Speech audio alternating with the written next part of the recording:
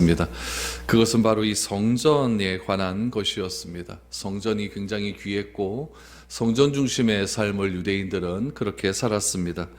그런데 지금 예수님께서 이 오늘 본문 말씀에 나타난 이 성전은 어떤 성전이었냐면은 감당할 수 없을 정도로 굉장히 훼손되었고 더러워졌습니다.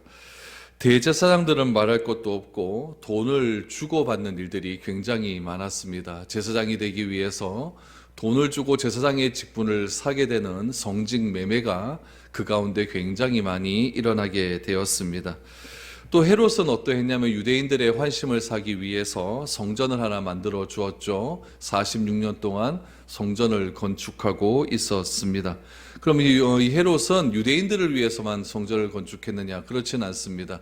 또 다른 지역의 이방인들을 위해서, 또 이방인들의 그런 신들을 위해서도 또 성전을 지어 주었습니다. 그러니까 헤롯은 각 민족의 환심을 사기 위해서 성전을 지어줌을 통해서 또 그들의 마음을 또 빼앗으려고 하는 그런 일들이 있었습니다. 하나님의 성전 안에서는 어떤 일이 있었을까요? 유월절 특수로 인해서 굉장히 짭짤한 돈벌이가 되었습니다. 유월절이 되면 기록에 보면은 전 세계에서 몇 명 정도가 유대인들이 예루살렘으로 모이게 되냐면 한 100만 명중 사람들이 모였다고 합니다. 그럼 얼마나 많은 사람들이 모였겠습니까? 일주일 동안 유월절에 한 제사를 드리기 위해서 100만 명의 유대인들이 몰려드는 겁니다. 그렇게 몰려들었을 때 유대인들은 어떤 생각을 했냐면은 우리가 이렇게 자유롭게 예루살렘으로 올 수 있는 이유를 누구로부터 생각했냐면은 로마 때문에 그렇다라고 생각을 합니다. 우리 잘 아는 말은 팍스 로마라고 하는 말을 알지 않습니까? 평화의 시대, 로마가 가져다주는 평화 이런 뜻인데 로마가 전 세계를 이렇게 통치했고 모든 길은 로마로 통한다라고 하는 그런 말에 있듯이 길이 굉장히 발달이 되었던 거죠. 로마로 가는 길들 또 터키를 쪽으로 해서 또 저쪽 그리스 쪽으로 가는 그런 길들이 너무나 잘 펼쳐져 있었기 때문에 유대인들은 생각을 하는 겁니다. 로마가 전 세계를 통일하고 또 로마가 땅을 또 길들을 이렇게 잘 만들어 주었기 때문에 우리가 예루살렘으로 오는 길이 굉장히 편해졌다라고 유대인들은 그렇게 생각을 하면서 유월절을 지키러 그렇게 예루살렘으로 왔던 것입니다. 로마의 평화는 사회적인 안정을 가져다 주었습니다. 또 로마의 평화는 여행의 안정을 그들에게 가져다 주었던 거죠. 옛날에 로마가 그 지역을 통일하기 전에는 유대인들이 저 멀리에서 오다 보면은 도적대도도 만날 때가 많이 있었고 또 국경과 국경선을 넘으려고 하면은 굉장히 힘든 일이 많았는데 이제는 한나라로 통일이 되니까 여권 없이 비자 없이 그렇게 예루살렘으로 오게 되니까 유대인들은 굉장히 편하게 예루살렘으로 올 수 있게 되었던 것입니다. 그러다 보니까 어떤 일이 벌어지게 되냐면은 이 로마에 속해 있고 또 로마의 눈치를 보았던 이 성전 안에서 굉장한 일들이 일어나게 되었습니다. 그 일은 무엇이냐면은 성전 당국에 막대한 이권과 수입을 안겨다 주게 되는 일들이 일어나게 되는 것이죠. 아주 편하게 예루살렘으로 오게 되니까 이제는 예루살렘으로 오는 길에 대해서 갈등이 없는 거죠. 갈등도 없고 굉장히 편하게 왔습니다. 예루살렘 성전에 와서 하는 일들이 뭡니까? 제사를 지내야 되는데 제사 지내기 위해서는 두 가지 일들이 선행돼야 되죠. 첫 번째는 성전세를 내야 됩니다. 남자들 나이에 별 맞게 성전세를 내야 되는데 그 성전세를 내기 위해서는 화폐를 바꿔야 되거든요. 화폐를 바꾸려고 하면 또 환전을 해야 되는데 이 환전하려고 하다 보니까 굉장히 또 이렇게 성전세를 내는 그런 환절들이 또 가격이 올라가다 보니까 평상시에 1대1 하던 것이 1대20, 1대30, 120%씩 막 이렇게 올라가다 보니까 환율로 얻는 이득이 굉장히 많아지게 됩니다. 그 환율로 얻는 이득을 다 누가 가져가냐면 성전을 관리하는 사두개인과 대제사장들이 다 가져가 버리게 되는 거죠. 또 멀리서 오다 보면 재물을 가져오지 못하지 않습니까? 재물을 못 가져오다 보니까 성전 한 귀퉁이에서 시장이 열리게 되는 거죠. 그 시장 상권은 또 누가 가지고 있었느냐? 또 사두개인들이 다 가지고 있었다는 이야기죠. 시장을 벌리려고 하면 또 뭐 내야 됩니까? 권리금 내야 되잖아요. 그렇죠? 권리금 내야 되는 거고 양이나 소를 사야 돼. 옛날에는 얼마 되지도 않았던 것이 또 6월절 기간이 되니까 또 환율이 또 물가가 굉장히 치솟아 올라오기 때문에 또 양과 소에 대한 또 가격도 굉장히 오르게 되었던 것이죠. 그러다 보니까 이득을 얻는 것은 누가 이득을 얻게 되었냐면은 성전을 관리하는 대제사장들과 사두개인들이 다 그 이득을 가져가게 되었다라는 이야기입니다. 그러면은 유대인들이 생각하는 겁니다. 아, 하나님의 이 성전이 이렇게 돈을 밝혀도 되는가? 돈을 밝혀도 되는가? 하나님의 성전이 이렇게 타락을 해도 되는가라고 하는 생각들이 머릿속에 굉장히 가득 차게 되는 거죠. 그런데 누구 하나 성전에 가서 이런 이야기를 할 수가 없는 겁니다. 왜냐하면 율법에 보면은 하나님의 성전을 함부로 대하는 자마다 저주를 받을 것이다 라고 하는 그런 율법들이 있기 때문에 하나님의 이 성전을 함부로 대할 수가 없는 겁니다. 하나님의 성전을 함부로 대할 수도 없다 보니까 그 성전을 관리하는 그 종교인들에게도 또 함부로 대할 수 없는 그런 일들이 일어나게 되는 거죠. 울며 겨자 먹기로 하나님의 말씀을 지키기 위해서 예루살렘으로 오기는 왔는데 물가가 너무 치솟아 오르고 돈은 너무나 많이 들게 되고 그 돈은 다 교회 성전이 다 가져가다 보니까 유대인들의 불만들은 굉장히 많았지만 어쩔 수 없이 절기를 지켜야 되는 그런 상황에 이르게 되었다는 이야기입니다. 여러분, 마찬가지로 이 교회가 타락을 하게 되면은 일반 사람들은요 어떻게 할 수가 없습니다. 왜냐하면 이 교회라고 하는 집단이요, 이 교회라고 하는 것이 세상보다는 어떻게 보면 좀 더 높은 권위를 가지고 있습니다. 그래서 교회가 개혁을 한다라고 하는 것은 교회 스스로의 개혁이 있어야 되는 것이지 세상이 교회를 개혁하지는 못한다는 겁니다. 우리 중세시대 때 우리 종교개혁을 하는 것도 로마 카톨릭의 그런 부정한 세력에 의해서 개혁을 했는데 그 개혁한 세력들이 다 어디에 있었냐면은 교회 안에 있는 세력들이었다는 거죠. 사제들이 개혁을 하지 않습니까? 루터도 사제였고 칼빈도 사제였고 다 교회 안에서 자정 능력을 잃어버렸던 그런 그 현실 속에서 뭔가 깨우치고 말씀 속에서 이래서는 안 되겠다라고 하는 교회 내에서의 운동이 일어나서 교회가 개혁되는 것이지 세상이 어떻게 되어서 세상이 교회 밖의 것들이 어떻게 되어서 교회를 개혁하지는 못한다는 이야기입니다. 그래서 교회 내에서 꼭 필요한 것은 무엇이냐면 자정 능력입니다. 교회 스스로 우리가 잘되고 잘못된 것을 스스로 판단할 수 있는 능력이 있어야 되는데 오늘날 교회나 그 당시의 성전이나 이런 자정 능력은 다 사라져 가고 있었습니다. 오로지 교회 자기 몸집 부르기만 점점 커져가는 것, 교회의 몸집만 커져가면 그것이 하나님이 기뻐하신다라고 하는 그런 생각들이 그때나 지금이나 굉장히 가득 차 있었기 때문에 그러한 교회 부패가 굉장히 심해져 갔다는 이야기입니다. 예루살렘 성전도 성전 그 자체가 가지는 권위가 굉장히 컸습니다. 그래서 아무도 그 성전을 향해서 무슨 말을 할 수가 없었다는 거죠. 이때 예수님께서 어디에 올라가셨냐면은 예루살렘 성전으로 올라가셨다라는 이야기죠. 13절 이하에 보니까 성전에 올라가자 지금 시장에 판이 펼쳐졌습니다. 시장 판이 펼쳐졌다라고 하는 것은 절기가 가까웠다라는 거죠. 예수님께서 지금 첫 번째 유월절 절기를 지키기 위해서 지금 예루살렘으로 올라갔는데 예루살렘 올라가자 시장이 판이 펼쳐져 있고 본질적인 성전의 모습들이 다 훼손되어져 버리자 예수님께서 하시는 말씀은 무엇이냐면은 그 성전을 심판하시는 그런 모습을 보게 되는 겁니다. 여러분, 예수님께서 성전을 심판을 하십니다. 그런데 보십시오. 성전의 권위가 너무나 강했기 때문에 유대인들은 성전에 대해서 함부로 대할 수 없다 그랬잖아요. 성전의 기득권 세력들에 대해서 함부로 대할 수가 없었습니다. 그런데 예수님은 어떻게 하셨냐면은 말 한마디 한마디가 그런 것 같진 않은데 성전에 대해서 판단하는 것 같진 않은데 성전을 심판하는 메시지가 그 메시지 쪽에 암시적으로 들어가 있었다는 것은 사람들이 다 알고 있었다는 이야기죠. 오늘 본문에서 예수님께서 성전에 들어가셔서 뭘 하시느냐? 성전에서 장사하는 사람들을 내쫓기 시작을 합니다. 성전이 그때 요즘은 다 무너졌지만 서쪽 벽만 남아있지만 옛날에는 성전이 이렇게 큰 벽으로 이렇게 성벽으로 이렇게 둘러싸 있었습니다. 그 당시에 성전이 장사하던 사람들은 어디에 있었냐면은 동쪽 벽 모서리에 있었습니다. 이쪽 모서리에 있었죠.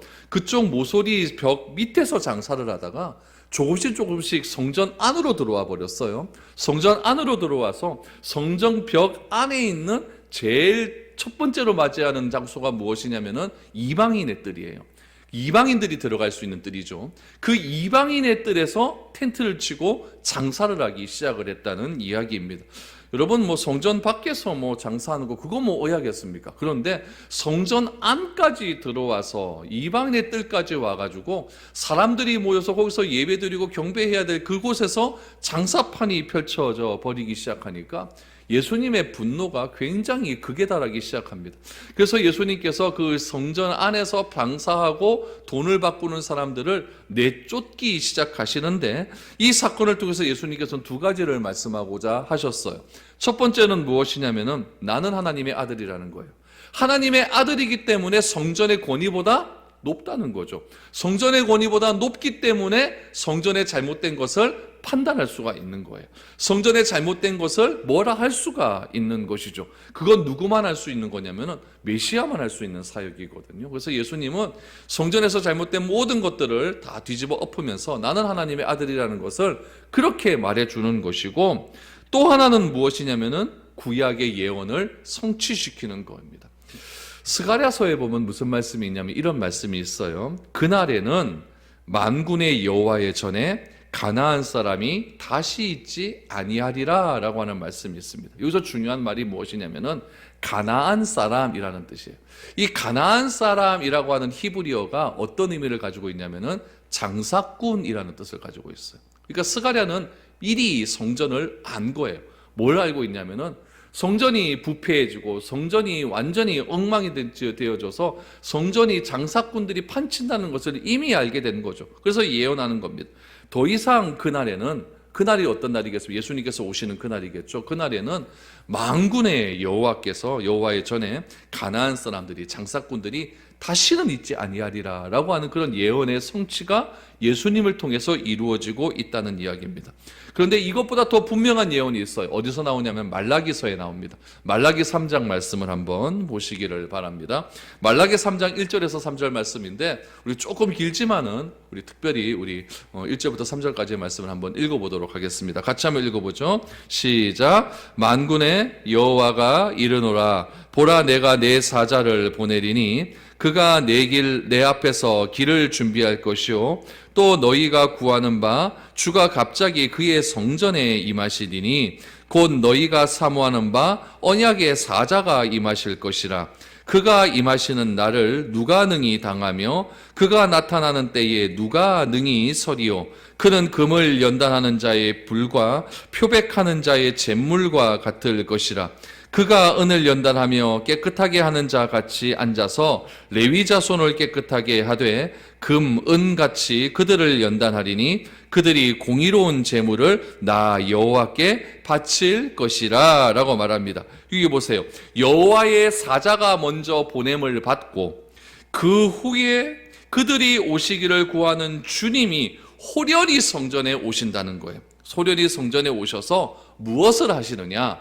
부패한 레위 자손을 깨끗하게 하신다는 거죠. 부패한 레위 자손을 성결하게 하고 이제는 그들이 3절 말씀에 보니까 공의로운 제물로 나 여호와께 바치게 될 것이다. 무슨 말입니까? 예배가 회복되어질 것이다 라고 말합니다. 그러면은 보십시오. 1절에 보니까 보라, 내가 내 사자를 보내리니 그가 내 앞에서 길을 준비한다 라고 말을 합니다.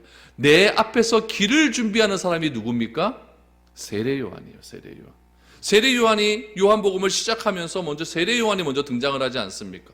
사람들이 세례 요한에게 와서 너는 누구냐? 너는 누구냐? 그랬더니 나는 그리스도가 아니다라고 분명히 말하지 않습니다. 내 뒤에 오시는 자가 어린 양이다라고 말하지 않습니까? 그래서 지금 먼저 말하는 거죠. 먼저 보냄을 받은 사자 세례 요한이라는 거예요. 세례 요한이 자신을 직접 먼저 보낸 사자라고 자기도 자기 입으로 얘기를 하지 않습니까? 그리고 내 뒤에 오시는 분이 능력이 많은 분이다 라고 말을 합니다. 그러던 중 세례 요한이 증거한 그분이 어디에 나타나셨습니까? 지금 성전에 나타나신 거예요. 그리고 성전을 깨끗하게 하신다고 말을 합니다. 깨끗하게 하신다는 거예요. 보세요. 그 금을 연단하는 자의 불과 표백하는 자의 잿물과 같을 것이라. 그가 은을 연단하여 깨끗하게 하는 자 같이 앉아서 레위 자손을 깨끗하게 하되 금과 은같이 그들을 연단하리리 라고 말을 합니다. 세례 요한이 연단을 하는 것이 아니라 뒤에 오시는 분이 오셔서 지금 성전을 깨끗하게 하겠다라고 말을 합니다. 여러분 보세요. 유대인들은요, 우리처럼 구약 성경을 잘 모르지 않았어요. 유대인들은 구약 성전을 딸딸 애우고 다녔습니다. 그렇기 때문에 지금 유대인들은 굉장히 구약 성경에 대한 해박한 지식을 가지고 있습니다. 여러분 그 예수님 태어날 때 보세요. 동방박사 딱 나타나니까 유대인들은 알잖아요. 어디서 예수님이 메시아가 태어난다? 베들레헴에서 나온다는 거 알잖아요. 그래 그 정도로 미가 선지자의 예언들을 다 아는 것처럼 유대인들은 이 구약 성경을 굉장히 잘 아는 그런 사람들이었습니다. 그렇다면 이 유대인들이 이 스가랴서의 예언, 이 말라기의 예언을 몰랐겠습니까? 알고 있다는 이야기예요. 특별히 성전 안에서 근무하는 종교인들은, 율법학자들은 더 잘 알고 있죠. 그러면은 오늘 이 말라기의 예언처럼 세례 요한이 아니라 세례 요한의 뒤에 오시는 분이 성전에 나타나서 지금 모든 것들, 장사하는 가나안 사람들을 내쫓으시고 성전 안에서 이 잘못된 모든 것들을 회복하시는 일들을 하신다는 것을 지금 유대인들이나 종교인들이 알았을까요? 몰랐을까요? 알고 있었다는 이야기예요. 알고 있었음에도 불구하고 예수님을 그리스도로 받아들였을까요? 안 받아들였을까요? 안 받아들인다는 문제가 있는 거예요. 지금 유대인들의 입에서는 뭐가 나와야 되냐면은 나다나엘이 뭐라고 이야기합니까? 빌립으로부터 와보라 그래가지고 와보라 그래갖고 지금 나다나엘이 예수님을 보지 않습니까? 하늘에서 네가 저기 나무에 앉았을 때 하늘로부터 오르락 내리락 사다리를 타고 오르락 내리락 하는 걸 내가 너 다 봤다 그랬더니 나다나엘이 그때 입에서 터져 나오는 말이 무엇이었냐면은 당신은 하나님의 아들입니다. 당신은 이스라엘의 왕입니다라고 대번에 고백하지 않습니까? 유대인들은 안다는 이야기예요. 그런데 오늘 본문에 나타난 이 성전 안에 시장통에서 지금 난리가 났던 그 상황 속에 있었던 유대인들은 머리로는 알고 있었지만은 자기의 입으로는 예수가 그리스도라는 얘기를 한마디도 하지 않습니다. 뭐라고 얘기했을까요? 오늘 본문 18절을 보십시오. 이에 유대인들이 대답하되 예수께 말하기를 내가 이런 일을 행하니 무슨 표적을 우리에게 보이겠느냐라고 말합니다. 이런 일이 뭡니까? 시장판 다 뒤집어 엎는 거예요. 지금 돈 바꾸는 사람 쫓아내고 가죽 허리띠를 가지고 지금 막 시장판을 매대를요 난리치고 다 쫓아내는 이 일을 이야기합니다. 이들은 하나님의 아들이 나타나셨다. 지금 세례 요한 뒤에 오시는 분, 그분이 나타나셨다. 그 스가랴와 말라기의 예언을 분명히 알고 있었음에도 불구하고 지금 뭐라고 이야기하면 18절에 말씀해 보니까 무슨 표적을 우리에게 보이겠느냐. 여러분 요한복음에 나타난 표적이라고 하는 개념은 뭔가 좀 다르다 그랬어요. 기적은 뭐에 표점을 주냐면은 능력에 초점을 둔다면은 표적은 그 일을 통해서 감추어진 말하고자 하는 메시지에 중점을 준다고 했습니다. 이 표적 그러니까 네가 지금 시장판을 뒤집어 엎는 이것이 무슨 의미냐 이걸 이렇게 묻는 것이죠. 무슨 의미겠습니까? 나는 하나님의 아들이라는 거예요. 나는 구약의 예언대로 지금 이 일을 행하고 있다는 것을 예수님은 보이고 있다는 이야기예요. 그런데 유대인들은 뭐라고 이야기하느냐? 표적을 보여라. 네가 딱 보니까 선지자쯤 되는 모양인데 선지자 증거 한번 보여봐라. 이런 이야기하고 있는 거죠. 구약 성경을 그렇게 알고 있으면서도 자신의 눈앞에 서 있는 그분이 구약에 예언된 분임을 그들은 알고 있습니다. 있음에도 불구하고 그 하나님의 아들이신 예수 그리스도를요 선지자 순으로 격화시켜 버리는 거예요. 여러분 우리는 어떻습니까? 우리도 그렇잖아요. 우리도 성경 얼마나 많이 알고 있습니까? 우리도 성경 많이 알잖아요. 예수님께서 이 땅에서 행하신 일 참 많이 압니다. 구약 성경도 뭐 어느 정도는 다 알아요. 신약 성경은 더 잘 알죠. 우리의 삶이 곤고해지고 우리의 삶이 어려워지고 우리의 삶이 힘들 때 어떻게 해야 되는가 성경의 메시지를 통해 다 알고 있습니다. 그런데 실질적으로 알고 있음에도 불구하고 그런 일들이 우리에게 딱 펼쳐지고 나면 우리는 어떤 행동을 합니까? 말씀대로 안 해요. 유대인들과 똑같은 일을 하는 거예요. 왜 이러십니까 하나님? 이렇게 나오는 거죠. 오늘 이 유대인들은 무엇을 알고 있었냐면은 지금 모든 예언을 알고 있었다는 이야기죠. 스가랴 선지자, 말라기 선지자 알고 있었어요. 근데 그 예언의 성취가 지금 예수님이 지금 성전에서 시장을 다 깨부수는 것으로 지금 나타났음에도 불구하고 너 이거 뭐 하는 짓이냐? 네가 선지자 맞냐? 표적 보여봐라. 한번 해봐라. 뭐 이런 식의 얘기를 하고 있다는 이야기입니다. 그러면 왜 그랬을까요? 이들이 이렇게 하는 이유는 딱 한 가지입니다. 진리에 대한 사모함입니다. 진짜 진리가 무엇인가? 성경에서는요, 이 진짜 진리, 이 진리의 문제를 무엇이라고 이야기하냐면은 바로 예수 그리스도가 하시는 일이라고 이야기합니다. 그 사역에 중점을 하는 거예요. 그 일이 중요하다는 이야기죠. 여러분, 오늘 말라기 우리가 아까 읽었던 3장 3절 말씀에도 보니까 제일 마지막에 무엇이라고 나오냐면은 3절 다시 한번 PPT 좀 해주세요. 3장 3절 말씀에 보면은 제일 마지막에 뭐라고 이야기하냐면은 연단을 다 하시고 난 다음에 하시는 일이 뭐냐면은 그들이 공의로운 제물을 나 여호와께 바칠 것이다 라고 얘기해요. 바칠 것이다. 지금 구약 성경을 여러분 가만히 들여다보면은 이스라엘 백성들이 하나님께 가져와서 그 제물을 가지고 와서 하나님께 예배를 드려요. 예배를 드리는데 그거를 가지고 뭐라고 이야기하냐면 우상 숭배한다고 이야기합니다. 선지서들 한번 보십시오. 그걸 가지고 우상 숭배한다 그래요. 그러니까 이스라엘 백성들은 그게 이해가 되지 않는 거예요.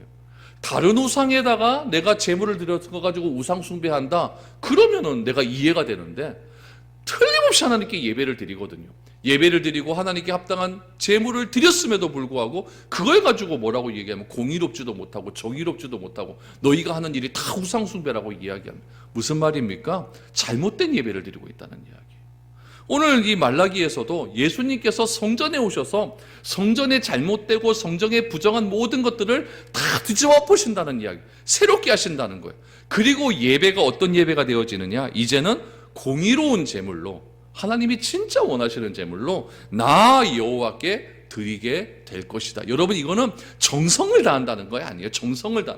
우리는 자꾸 어떻게 생각하냐면 내 정성을 다 하면 뭐 하나님이 받으신다라고 하는, 지성이면 감천이라고 하는 식의, 이런 식의 예배를 자꾸 생각하는데 그게 아니에요. 지성이면 감천이면요, 여러분 옛날에도 그런 신앙, 토속 신앙들은 정말 많았다는 이야기예요. 하나님이 진짜 우리에게 원하는 예배의 모습, 진짜 제사의 기도의 모습은 무엇이냐면은 정성 다하는, 물론 그것도 중요하겠죠. 그러나 더 중요한 것은 하나님의 뜻입니다. 하나님은 어떤 방식으로 기도하기를 원하시고 하나님은 어떻게 예배하시기를 원하시는가, 그 방법대로 하는 걸 원하고 있는 거지. 그런 거 다 무시해 놓고 내 정성만 다 하게 되면 하나님께서 그거 받으신다? 이거는 넌센스라는 얘기예요. 하나님은 그렇게 우리에게 말씀하고 있지는 않다는 이야기입니다. 그래서 유대인들은 이걸 아는 거예요. 유대인들은 한 표적 한번 보여봐라. 네가 뭔데 지금 이런 일을 하고 있느냐? 이렇게 이야기하고 있다는 이야기죠. 유대인들은 예수님이 하시는 이런 일들을 바라보면서도 그가 하나님의 아들임을 인정하지 않는 겁니다. 그러자 예수님이 아주 무시무시한 예언을 하나 하십니다. 19절을 보십시오. 예수께서 대답하여 이르시되 너희가 이 성전을 헐라 내가 사흘 동안에 일으키리라 라고 말합니다. 여러분, 이스라엘 백성들에게서 세 가지 중요한 개념이 있습니다. 여러분, 이건 꼭 기억하셔야 되는데, 첫 번째 중요한 건 뭐냐면은 제가 지난주 오후 예배도 말을 했죠. 신해산 언약입니다. 이 신해산 언약은 하나님과 나 사이에 이제 나는 하나님의 백성이 되고 하나님은 나의 하나님이 되리라고 하는 그런 언약 백성이 되었다라고 하는 거죠. 두 번째는 무슨 언약이었죠? 다윗 언약입니다. 이제 가나안 땅에 들어가서는 누구의 말을 들어라? 하나님이 보내신 목자의 말을 들어라. 다윗 후손의 말을 듣고 살아야 된다라는 이야기예요. 세 번째는 무엇이냐면 성전입니다. 이 성전에 하나님이 거하신다라고 생각을 했기 때문에 이 성전은 굉장히 중요한, 유대인들에게서 굉장히 중요한 개념이었어요. 그런데 예수님의 입에서 무엇이라고 합니까? 이 성전을 헐어버려라 라고 이야기합니다. 유대인들에게 이것보다 더 듣기 싫고 두려운 예언은 없습니다. 예수님은 성전 파괴를 예언한 것이 아니었습니다. 구약 성경을 보시면 여러분, 미가 선지자도 그랬고 예레미야 선지자도 그랬고 에스겔 선지자도 그랬고 그들의 예언 가운데 어떤 예언들이 있냐면은 다 성전 파괴를 예언을 합니다. 성전이 파괴되었다라고 하는 것은 무엇이냐면 더 이상 이스라엘이 가나안 땅에 살지 못하고 이방 민족에 의해서 지금 멸망을 당한다는 이야기거든요. 그러니까 이 예수님께서 성전을 헐라라고 하는 이 이야기를 이스라엘 백성들은, 이 유대인들은 어떻게 받아들이라고 하냐면은 우리가 또 하나님으로부터 버림받는 게 아닌가, 이렇게 생각을 하는 거죠. 그래서 영혼이 또 방황하는 백성이 되는 것이 아닌가, 이렇게 생각을 하는 거죠. 그런데 이들이 지금 어떤 일을 지금 경험하고 있습니까? 예수님께서 성전을 헐어버려라. 며칠 만에 다시 짓겠다? 사흘 만에 짓겠다라고 이야기를 하는 것이죠. 지금 예수님께서 단순히 성전이 이방 백성들에 의해서 무너진다라는 것을 이야기하고 있지 않는다는 것은 우리는 지금 뒷이야기를 아니까 아는 거예요. 그런데 이번에는 이 성전을 허무는 자들이 이방인이 아니라 누가 성전을 허무냐면은 유대인 스스로가 성전이 허물어진다는 이야기예요. 유대인 스스로 그렇게 귀하다고 생각하는 성전을 무너뜨리고 그 성전을 누가 다시 세운다? 내가 세우겠다. 예수님 내가 세우겠다라고 말을 하죠. 이것에 대해서 요한은 이렇게 해석을 합니다. 21절 보세요. 그러나 예수는 성전된 자기 육체를 가리켜 말씀하신 것이라 라고 말합니다. 여러분, 유대인들이 이 눈에 보이는 성전을 부술까요? 그럴 일은 없겠죠. 그러나 그들이 참 성전 대신 예수님을 죽인다는 뜻입니다. 죽인다는 이야기예요. 죽이고 내가 3일 만에 다시 세우리라는 것은 사흘 만에 부활하시겠다는 것을 지금 예수님께서 사역 초반부부터 지금 자신의 사역을 이야기하고 있는 거죠. 우리 가나 혼인잔치에서도 나왔잖아요. 지금 굉장히 급한 사정이 되어서 예수님의 어머니가 포도주가 떨어졌다라고 했더니 예수님이 뭐라고 이야기합니까? 여자여 그게 나와 무슨 상관이니까? 아직 내 때가 이르지 아니하였나요? 그 때를 뭐라고 이야기했죠? 십자가의 때라고 말하지 않았습니까? 똑같은 사건이 또 일어나고 있습니다. 또 일어나고 있어요. 성전을 헐어버려라. 내가 사흘 만에 세우겠다. 20절을 보십시오. 유대인들이 이렇게 이야기합니다. 유대인들이 이르되 이 성전은 46년 동안 지었거늘 내가 3일 동안 일으키겠느냐 하더라. 이들은 자기의 손으로 성전을 부술 것이라는 말은 생각하지도 않았습니다. 단지 성전 자체가 무너진다. 이건 뭐냐면 성전의 권위죠. 그렇죠? 성전이 가지고 있는 권위가 있습니다. 그 권위를 우리가 어떻게 무너뜨릴 수 있겠느냐, 이런 뜻으로 해석을 하는 거예요. 그래서 성전이 지금 몇 년 동안 지었다고요? 헤롯에 의해서 46년 동안 지어졌거든요. 그 46년 동안 지어진 이 성전이 어떻게 부서지고 46년 동안 성전을 지었는데 어떻게 사흘 만에 성전이 다시 완공될 수 있겠느냐, 이건 말도 안 된다, 이렇게 이야기하는 거죠. 그럼 유대인들이 생각하는 성전은 뭐였습니까? 내 눈앞에 있는 그거예요. 건물이에요. 그러나 예수님은 무엇입니까? 나 자신이 성전이다라는 것을 말씀해 주시고 있는 거죠.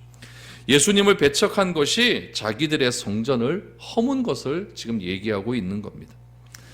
여러분, 여기서 유대인들이 하는 말들을 계속해서 보시면은 20절에도 보니까 내가라고 하는 말이 나와요. 내가 사흘 동안 어떻게 일으키겠느냐. 이 무슨 말이겠습니까? 네가 아무리 목수라고 할지라도 어떻게 이 큰 성전을 사흘 만에 지을 수 있겠느냐, 이렇게 비꼬는 말 아니겠습니까? 예수님은 사흘 만에 다시 살아나셨습니다. 부활하신다는 것을 이야기하는 것이죠. 예수님은 죽음에서 부활하신 후에 망치와 못으로 배를 만드는 일은 하지 않으셨습니다. 예수님이 하신 일은 무엇이겠습니까? 예수님께서는 어렸을 때 목수라고 하셨는데, 그 당시 목수라고 하는 것은 뭐냐면은 배를 만들 수 있는 사람을 목수라고 했습니다. 그러니까 예수님의 이 목수 실력은 대단했던 거예요. 그리고 이렇게 생각을 하셔야 됩니다. 예수의 직업이 목수다라고 생각하기보다는 예수님께서 가정일을 도와주셨다라고 생각하시는 것이 훨씬 더 납득이 되는 그런 일입니다. 예수님의 아버지가 목수였으니까, 직업은 목수였으니까 예수님은 아버지의 일을 도와주셨던 일이죠. 그럼 예수님께서 부활하시고 난 다음에 이 아버지의 일, 이 자기가 목수하는 그 일을 또 하셨습니까? 전혀 하지 않았어요.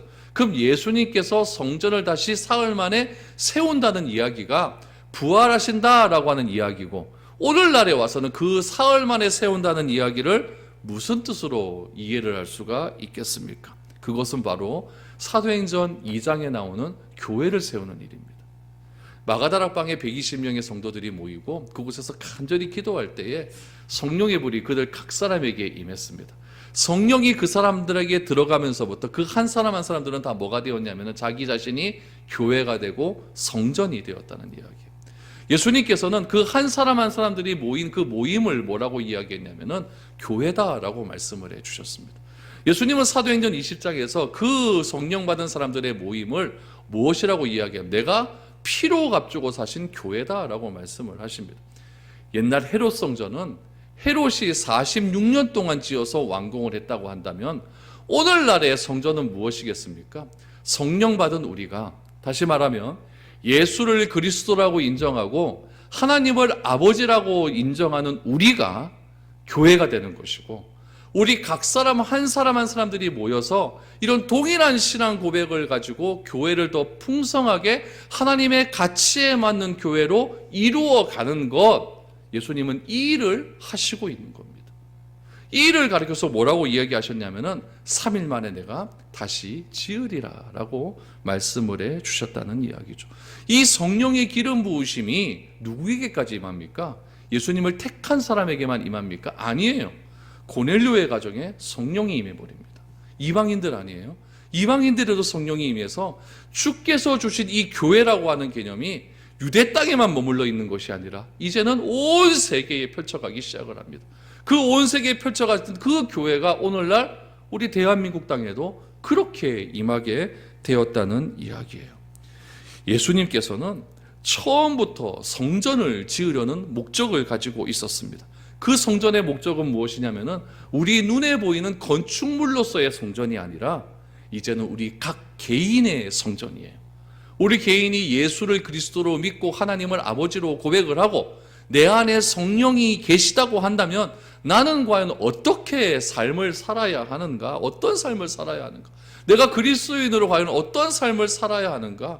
그 삶을 살기 위해서 내가 어떻게 예수님의 말씀을 따라서 그렇게 하루하루를 살아가야 하는가? 이것이 예수님께서 사흘 동안 성전을 다시 짓겠다라고 하는 말씀의 본질적인 의미라는 이야기입니다. 구약 이스라엘이 가지고 있었던 그 성전의 놀라운 영광은요, 다 무너지고 말았습니다. 에스겔 시대 때에 성전이 떠나가 버리지 않았습니까? 성령이 떠나가 버리지 않았습니까? 그 떠나간 성령이 누구에게 임했습니까? 오순절날 각 사람에게 임하게 됩니다. 또 그 성령이 우리에게도 임하게 되어서 우리가 예수를 그리스도로 고백하고 새로운 교회를 우리가 세워나갈 수 있게 되는 것입니다. 여러분, 우리가 해야 할 일은 무엇이겠습니까? 이 교회됨을 아름답게 지켜나가는 겁니다. 교회를 아름답게 지켜나가는 것이 무엇이겠습니까? 나 자신의 신앙입니다. 그 신앙을 잘 지켜나가는 것이고, 우리 한 사람 한 사람이 모인 이 미래로 교회라고 하는 이 교회가 무너지지 않을 수 있도록, 다른 것이 이방 다른 거짓된 신앙들이 들어와서 무너지지 않을 수 있도록 우리 각자 한 사람 한 사람들이 말씀 가운데 굳건하게 서서 우리의 신앙을 잘 지켜나가는 것, 그것이 여러분 성전을 새롭게 하시는 그런 삶의 모습이라는 것을 오늘 예수님은 우리에게 보여주고 있는 것입니다. 여러분, 우리의 고백 속에서도 나다다엘과 같은 고백이 나타나기를 원합니다. 우리도 예수를 만났다. 저분이 진짜 예수 그리스도다. 저분이 진짜 이스라엘의 왕이다. 이런 고백이 일어나게 될 때에 우리는 성전이 되어서 날로 새로워져가는 놀라운 일들이 일어나게 될 줄로 믿습니다. 여러분, 한 사람 한 사람이 성전이고 우리 모인 이 모임이 교회라고 하는 사실을 꼭 기억하셔서 이 모임 속에서 여러분 한 사람 한 사람들이 아름답게 신앙의 성장이 이루어져 갈 수 있는 그런 교회가 될 수 있도록 함께 마음을 합하고 함께 힘을 합할 수 있는 저와 여러분들이 될 수 있기를 축복드립니다.